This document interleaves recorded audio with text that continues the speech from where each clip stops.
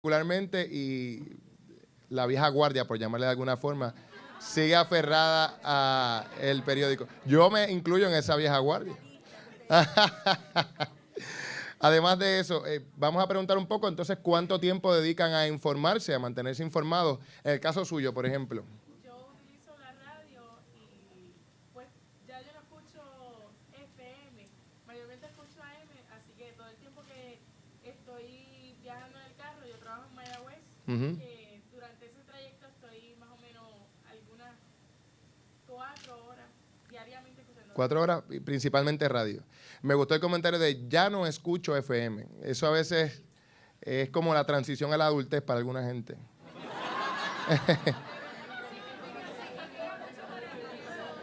siento que debo, ¿verdad? A medida que uno va creciendo, tiene la necesidad de adquirir más conocimiento y siento que escuchando AM me voy a nutrir mucho más de información. Muy bien, muy bien. Vamos a ver por allá usted, señora Madrid. ¿Cuánto tiempo dedica a informarse? Desde por la mañana, bien tempranito, periódicos, impresos y digitales. ¿Y les interesa saber cómo evolucionan las historias? Es decir, comienza una historia y quieren saber cómo terminó o se quedan con el titular y quién sabe qué pasó luego. ¿Sí? Les interesa el conocer cómo terminan las historias. Para promover el tema del análisis crítico, hay algunas preguntas que se han estado lanzando y que los panelistas estuvieron presentando en el día de hoy, un poco tomando eso como punto de partida. Podemos preguntarles a ustedes si se han preguntado, por ejemplo, si esos medios que ustedes han escogido como sus medios primordiales de información tienen dueños y quiénes son esos dueños. Por ejemplo, no me tienen que contestar, es una pregunta que lanzo, ¿verdad? ¿Se han puesto a pensar quiénes se anuncian en esos medios? Y si hay noticias que afectan positiva o negativamente a esos anunciantes. Si hay un issue de impacto público que toca a alguno de esos anunciantes, primera pregunta, y segunda, si ese issue es tocado por el medio donde se anuncia esa persona o empresa. Son preguntas que estoy lanzando. Se han puesto a pensar no solo en lo que se publica, sino en lo que no se publica, en los silencios, sobre qué no se habla en los medios de comunicación. Esas son preguntas que me parece importante que todos nos hagamos, ¿verdad? Porque detrás de esa respuesta probablemente está, detrás de esa pregunta está la respuesta a por qué no se tocan algunos temas o por qué se tocan de determinada manera, etcétera, etcétera, etcétera. Ahora lo que vamos a hacer, después de haber promovido un poco las preguntas y los comentarios de ustedes para procurar que los expositores conocieran un poco más de ustedes, vamos a pasar a las preguntas directamente, porque usualmente en este tipo de foros se va directamente a las preguntas. Queríamos un poco promover la participación de ustedes, pero ahora sí, directamente a las preguntas. Hay unos micrófonos dispuestos para ellos, ¿no? Muy bien. Los micrófonos están en este extremo de acá y en el extremo de allá. Les pedimos que no sean muy extensos en sus preguntas para que la mayor cantidad de personas pueda participar. ¿Quién dice yo? Igual hacemos levantando la mano o se levantan directamente al micrófono. Buenas noches. De prensa comunitaria. Gracias, Julio. La pregunta es para Dean Miller, si los materiales de Stony Brook existen actualmente en español. Y la segunda pregunta también sería, usted habló del modelo dirigido especialmente a estudiantes de escuela superior y universitarios. Sin embargo, ¿cuáles serían las claves para un programa de news literacy en comunidades en desventaja económica donde tendríamos personas que no necesariamente tienen grados académicos, están desempleadas, probablemente no tienen acceso al internet, es decir, donde entran otros elementos? Y si conoce de algún modelo de esta naturaleza. So at Florida International University, Professor Fred Blevins teaches news literacy to honors college students, and they go out to the El Salvadoran and Guatemalan immigrant community, and presumably very few of those people in those community centers are college educated or even maybe high school educated. So I think the lessons are available intellectually at any level. We have a second grade teacher teaching news literacy, and she uses the true story of the Three Little Pigs and the Big Bad Wolf. And the point of the story is that what's missing from that story? The side of the wolf. And so this guy wrote a book where he goes to the prison and interviews the wolf. And the wolf says, it was all a big misunderstanding. I was going to get a cup of sugar because I was making a cake for my granny. And my neighbor's a real pig, and his house is dusty, and it's made of straw, and I sneezed, and the house blew down, and there he was, dead in the house. Hello, trichinosis, so I ate the pig. What was I supposed to do? Anyway, you use that lesson of the Three Little Pigs and the Big Bad Wolf to teach the idea of balance and of fairness.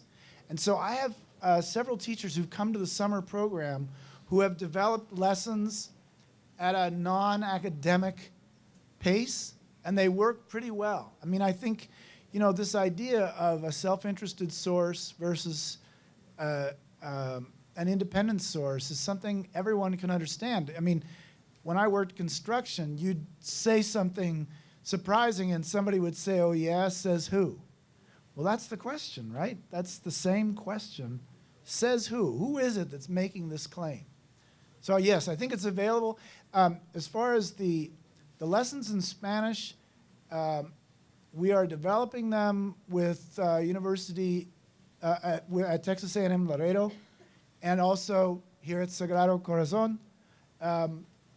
My colleague Annette Sofia has been working on translating the course as well. I don't know how widely available that would be. I know that's a lot of work. We give our stuff away, but she should get some credit for doing that. That's a lot of work. Muy bien, vamos con la próxima pregunta por allá y el que quiera hacer la pregunta que sigue, pase por aquí. Well, Primero hi, vamos good con él. I had a question actually, because we have two newspapers, two big newspapers, and actually two other newspapers, which one is actually in English. So actually we have these two fights between sensationalism, and especially in news media, and on the internet it's everywhere because it's Facebook. We have social media who actually makes it, you know, a lot more deep. But public opinion still becomes sensationalist, you know, and I think this class will actually help, you know, lots of us who actually go with the flow, because actually the two newspapers who are the biggest, which is El Nuevo Día and Primera Hora, have the same types of interests, you know, they have the same president of the same media. So actually we're seeing like CNN, we see Fox News, we obviously see which one is more leftist, which one is more. So actually we need to analyze news in order to actually filtrate. I think public opinion over in Puerto Rico has still gone with the sensationalist media. That's the boom. It's obviously what generates money, and we know that the interests are there. But how can we educate people to actually follow their own intellect, basically? So one of the highest aspirations of news literacy teachers is that as people develop these skills, that they will change their demands of the media. We teach students that the most important thing for them is to vote with their feet. You know, what media organizations win your attention are going to win in the marketplace.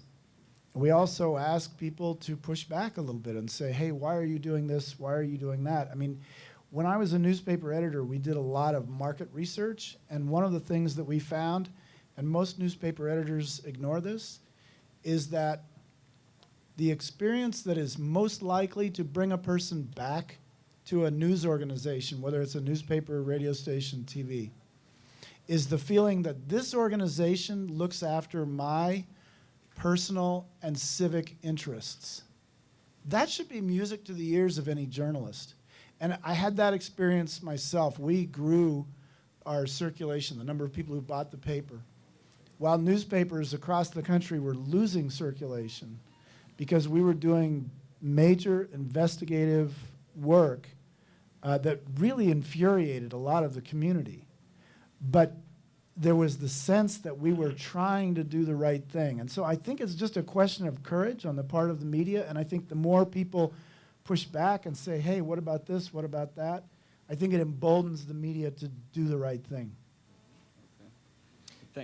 Thank you. Gracias por su pregunta. Vamos con la siguiente por acá. Sí, yo tengo una... ¿Cuál es su nombre? Sí, Mayra Salva de American University, soy profesora de comunicaciones. Muy bien. Y entonces en los últimos años hemos visto unas tendencias en los medios, particularmente en la radio, que nos preocupa sobremanera porque las personas, el ciudadano no puede, ¿verdad?, entender unas diferencias en términos del periodismo, y hay una tendencia particularmente radial donde los periodistas muchas veces sin dar mayor explicación están en noticias y de momento saltan y anuncian, ¿verdad?, un producto para aumentar las ventas de la estación, ¿verdad? Claro. Y eso pues... Las integraciones. Exacto, la integración. Entonces, la persona común y corriente, pues ahí no puede distinguir entre una cosa y otra. Y entiendo yo, ¿verdad?, que se está afectando la credibilidad. ¿Cómo podemos trabajar con esa situación? Y la segunda que me interesa es la situación en Puerto Rico, no sé si en Estados Unidos, pero aquí de muchos llamados analistas, ¿verdad?, que están poblando todas las redes sociales y todas las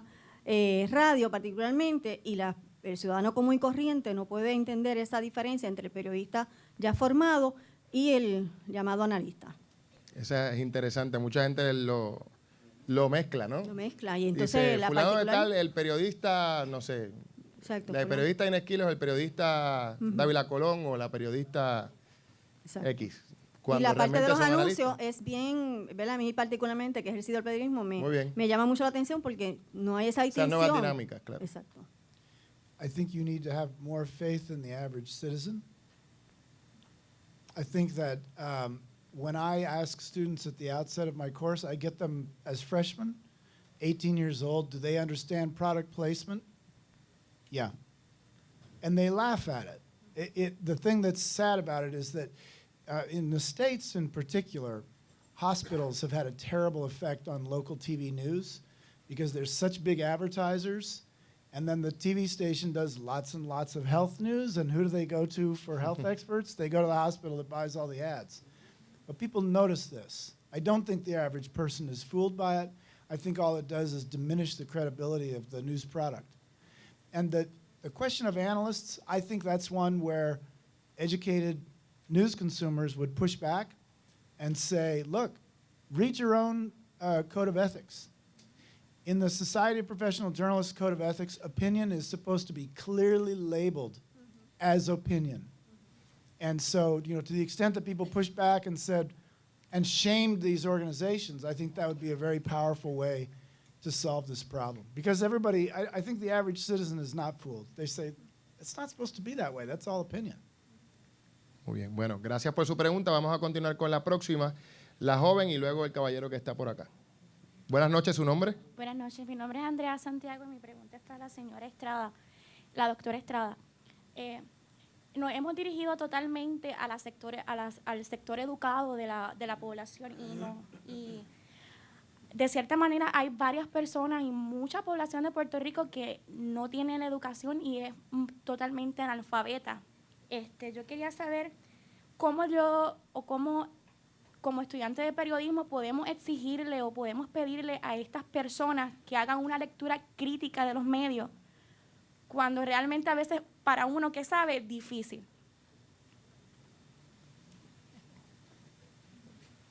Fíjate, la lectura crítica de medios tiene que ser parte del proceso de aprendizaje de los estudiantes en las escuelas. Eso no puede ser un proceso desvinculado de unos sistemas instruccionales, porque desde los griegos sabemos que enseñar a leer, por ejemplo, requiere un sistema, ¿verdad? Un formato, una estructura. Entonces, ciertamente no es una petición que uno le hace a la gente desvinculado de los recursos para desarrollar el proceso, ¿verdad? Eso tiene que ser parte de un proceso de pueblo, de ciudadanía, que incorpore a sus currículos la discusión de los medios. Fíjate que los medios de comunicación manejan lenguajes, ¿verdad? Antiguos y nuevos lenguajes, ¿verdad? Los lenguajes que conocemos, los idiomas, nuestro idioma, pero manejan también los lenguajes audiovisuales. Obviamente no podemos esperar que la gente sepa comprender y trabajar esos lenguajes si nadie se los enseña. Nadie va a aprender a leer un periódico si nadie le enseña a leer.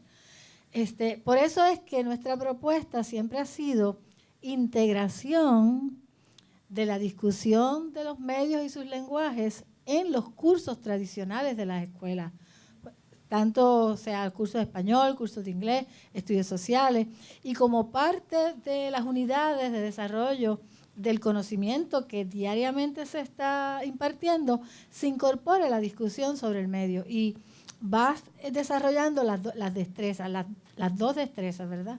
Nuevos conocimientos y nuevas formas de interactuar con los nuevos medios.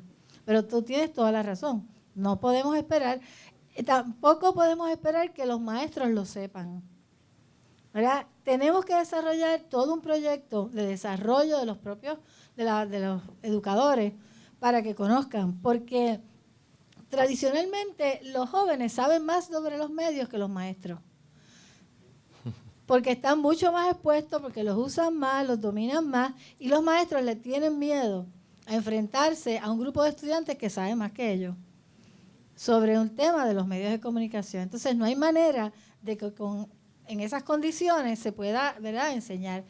Tiene que haber primero un desarrollo de las destrezas de la misma facultad. Gracias. Doctora, y en esa misma línea, metiendo un poco la cuchara, sabemos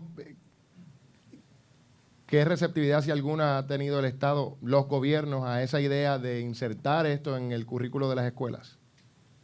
Bueno, Y primero, si ha habido algún intento, ¿no?, formal. Bueno, aquí en Puerto Rico, ¿tú preguntas? Sí. ¿O fuera? Bueno, aquí en Puerto Rico invitamos al secretario de Educación a nuestras conferencias en la década de los 90. Ellos asistieron, mandaron personal experto en currículos, pero no tuvo repercusiones, ¿verdad? Hubo una expresión pública de interés. Se nos dijo que les gustaba la idea de desarrollar una política, ¿verdad? Una política que estableciera la relación entre currículo y estos nuevos contenidos, pero sin embargo eso no tuvo, no progresó, no llegó al desarrollo. No es fácil porque es caro, ¿verdad? Desde el punto de vista presupuestario, conlleva una serie de inversiones. Sin embargo, yo creo que existen muchísimos recursos que son relativamente accesibles y baratos que se pueden incorporar al salón de clases. Por ejemplo, el uso de los teléfonos celulares, que tienen cámaras, las cámaras que mucha gente tiene en sus casas, que pueden ayudar al desarrollo de estas destrezas muy sencillamente. Hay que tener un poco de ingenio, ¿verdad?, y de iniciativa. Pero eso sí ha habido el intento, para contestar tu pregunta, y no ha habido los resultados. Miller, can you talk to us a little bit about your experience in that particular area in the U.S.? So I want to be careful about this word, but we take a guerrilla approach, which is that the bureaucracy is very difficult to get through. Even if the bureaucracy is on your side, it's very slow. And being journalists, we're very impatient people. We are? Yes. And so that's why what our approach of giving people all this material is that we hope they will sort of take over an existing course with this. And before anybody knows it, these skills are being taught and they're having an effect, and then somebody can make a formal proposal based on the fact that, hey, we're already teaching it. We've actually done this at several universities. At Brigham Young University this semester, the Intro to Mass Communications course is news literacy. The guy who's teaching it just took our materials and he's using them instead of the traditional mass comm course with great effectiveness. So what is it the Dalai Lama says? It's necessary to know the rules in order to break them effectively. So we believe in a sort of an insurgent approach because it's so slow otherwise. I mean, we would love to have formal approval and support, but it's very difficult to get a state government or God forbid, a federal government to move on this stuff. So we just sort of get in, insinuate ourselves in whatever way we can. Muy bien, gracias. Bueno, por acá otra pregunta. Yeah, so I wanted to ask, because not everyone has the resources or because of circumstances, they can't really get these types of courses or go to expensive universities and learn this kind of thing. And the strength in democracy is really in the knowledge of the people.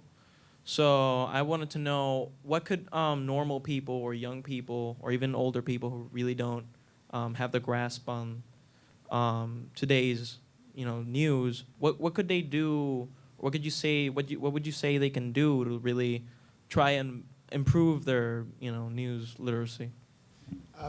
I'm in the process of putting all 14 of my lectures online for free. A lot of universities are doing this. I'm sure there's some of this at Sagrado Corazon, but if you look at MIT, Harvard, many, those two, MIT particularly, has been very early on this. You can take an incredible amount of courses for free. You won't get a recognized certificate, right? But remember how Steve Jobs learned about calligraphy, which is why the Apple Macintosh had such beautiful calligraphy, and which is why Microsoft copied it, and which is why we all have great calligraphy on our computers. He just went to courses they'd let him sit in on for free, and calligraphy was one of those. So you could, as a citizen, just if you can go to the library, to the free access, and go to the Massachusetts Institute of Technology website, they have an incredible range of full courses for free. And I'm trying to build something exactly like that, where at least you can go listen to the lectures and be exposed to the ideas. Vamos con la próxima pregunta por allá, luego regresamos aquí. Su nombre, buenas noches. Mi nombre es Carlos Vidal Arbona, y muchas gracias. Adelante. La pregunta es muy afín con la que la joven que estaba aquí hizo antes. Yo vivo en un área rural, yo vivo en el barrio Honduras de Sidga, y en camino a mi casa yo paso por el barrio Rincón, por Toita, y veo con pueblanos míos que no tienen necesariamente el mismo acceso a información o a interpretar o leer de forma crítica la información que yo tengo, porque hay una diferencia en educación formal. Y me pregunto, un poco dirigida a la doctora, si en lugar de esperar, ¿verdad?, que el Departamento de Educación incluya eso en su currículo, si habría receptividad de la Asociación de Radiodifusores, de la ASPRO, del Centro para la Libertad de Prensa, en desarrollar unas cápsulas que comuniquen por la radio con cierta frecuencia nociones básicas de interpretación crítica de las noticias. 4 o 5 cosas que se mencionan. Yo, por ejemplo, te he oído a ti muchas veces ahora hablar de prepare su kit para el día menos pensado. Ajá. Y no se olvide de que tenga los documentos en un sitio que no se mojen. Te lo puedo repetir, ¿no? Porque tú lo has dicho. Se lo ha aprendido. ¿Sabe qué? Lo dije una vez que se repite. Es una grabación. Perdón.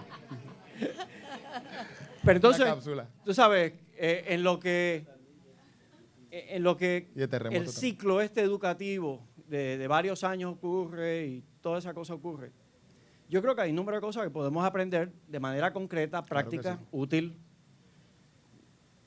y se puede hacer ahora, especialmente que vamos a entrar un año en donde va a haber una cantidad de desinformación cayendo lluvia de propaganda, ¿no? Pura propaganda. Le compro la idea. La pregunta es si hay receptividad de esas entidades, ¿verdad?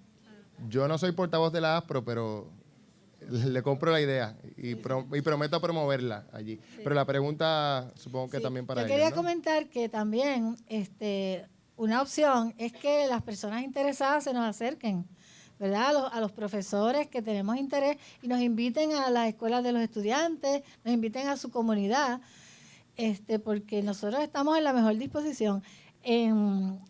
Nosotros hemos visitado muchas escuelas en Coamo, aquí en el área metropolitana, que nos han invitado a presentarles el proyecto, ¿verdad? Maestras y maestros interesados nos llevan y nos reúnen clases, y más que de estudiantes, grupos de maestros. He estado aquí en varias escuelas alrededor de Sagrado Corazón. Ahora, es cierto que para que perdure y trascienda, ¿verdad?, la experiencia, pues tiene que tener seguimiento, tiene que ir más allá a una ocasión en donde alguien vaya y les comente. Porque el conocimiento es acumulativo, exige que haya más reiteración, etcétera. Pero me parece que la iniciativa de invitarnos sería la mejor. Vamos con la próxima por allá, con el joven, y luego regresamos con aquella persona que no tengo idea de quién puede ser. Adelante. Hi. So you said earlier that as humans we seek information that we can handle. But as journalists, we're supposed to tell the truth, even if it is inconvenient, because after all, knowledge is power. But then again, the audience plays an important role. So how can we handle this inconvenient truth? For one thing, I would like to shatter that iconic phrase, because knowledge is not power. Knowledge is only potential power. It's only power if you do something with it. So that's one thing that I really push back on with students. The second part of your question again was, as journalists, we seek the truth. As humans, we avoid the truth. So that's the function of the front page of the newspaper, is that it's very hard to ignore an inconvenient truth. The last big project that I did at my newspaper, we discovered that the Boy Scouts had been harboring a series of pedophile scout leaders and had not told parents the extent of the problem. And they had molested dozens and dozens of kids at these scout camps. In our community, Boy Scouting was a part of the fabric of life. And we ran that story on the front page for 8 days in a row. And people were really angry with us. People were really angry. But as a consequence, the law was changed about reporting and several changes were made. So I think what I'm saying is it's our natural habit to avoid information that makes us uncomfortable. But you can break through that. You know, people can make a decision to say, wow, okay, I get it, Editor Miller, 8 days in a row, this is a problem. You know, so it's possible to break through that. Vamos entonces, gracias por su pregunta, con el señor Rosario. Gracias. Tengo que empezar con un disclaimer, y es que no sé exactamente qué es lo que voy a preguntar. La realidad es que regresé de mi casa después de haber llegado, cuando abrí el periódico y me di cuenta que la actividad era hoy, y pensé que esta era una oportunidad de decir algo que en todos los foros a los que voy de libertad de prensa me quedo con la gana de decir, porque siempre salgo de todos con esta sensación de que las cosas importantes nunca se dijeron. Y es que nosotros podríamos ser todos los buenos lectores que quisiéramos ser, y todavía no podríamos cambiar la realidad de que allá afuera hay un medio tan poderoso que no son los mensajes en los que difieren las noticias los que a mí me preocupan, son en las cosas en que están de acuerdo. En las cosas que es una sola historia, que la cuentan todos de la misma manera, todo el mundo dice lo mismo, lo dicen en la radio, lo dicen en la televisión, y un ejemplo perfecto es lo que acaba de pasar con la Autoridad de Energía Eléctrica. Aquí hay una imagen creada sobre esa cuestión, que es evidentemente una campaña y que se ha estado dando y que tiene parte de verdad y parte de construcción, y que no importa cuán creativos nosotros seamos y cuán críticos seamos, se sigue diciendo porque los medios no son nuestros y cada día son menos nuestros.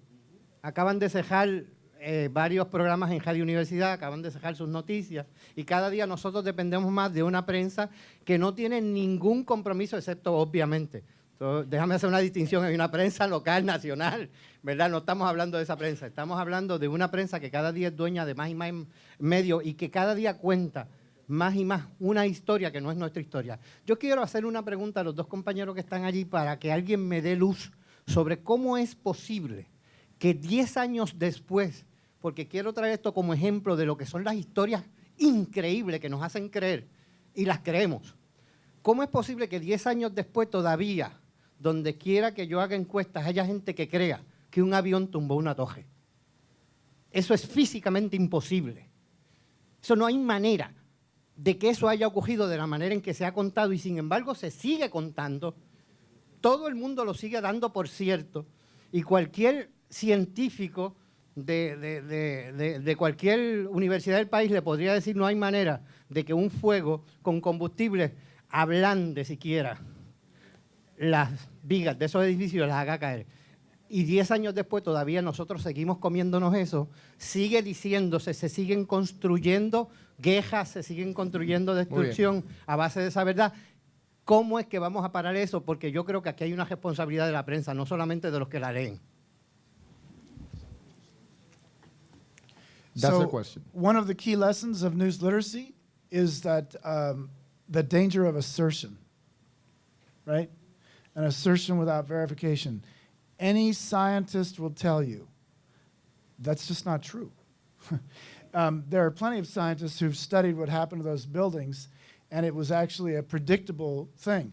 The other problem I have with that assertion is I'm from New York, okay? I know people who stood and watched that happen. A plane did fly into that building, and it did slowly take it down. And so the danger is that, sir, with all respect, you have been taking in information from alternative sources, which is great, but it may have confirmed a belief that you have that there are secret forces at work in the world that we don't understand. And that's a very sophisticated conclusion that maybe everyone is fools except for a small group. But my problem with conspiracy theories as an editor was always that it's very hard to keep secrets, particularly secrets of that magnitude.